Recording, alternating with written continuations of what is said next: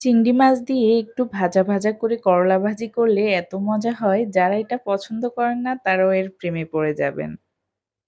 প্রথমে আমি চিংড়ি মাছগুলোকে ধুয়ে হলুদ, লবণ, মরিচ মেখে নিয়েছি। এরপর চুলায় একটা কড়াইয়ে তেল দিয়ে দিলাম পেঁয়াজ কুচি, কাঁচামরিচ এবং এরপর মেখে রাখা চিংড়িগুলো দিয়ে একটু ভেজে নেব। চিংড়িগুলো একটু ভাজা, ভাজা হয়ে আসলে আগে থেকে কেটে ধুয়ে রাখা আলু এবং করলাগুলো দিয়ে দিচ্ছি।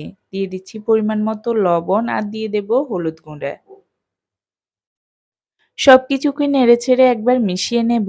এরপর চুলার আঁচ মিডিয়ামে রেখে ঢেকে ৪-৫ মিনিটের মতো রেখে দেব।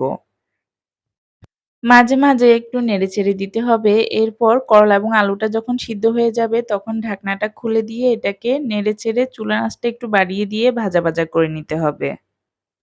বাসায় এটা অবশ্যই ট্রাই করবেন। আমাদের বাসায় শুধু বড়রা না, আমার বাচ্চারাও এটা খেতে খুব পছন্দ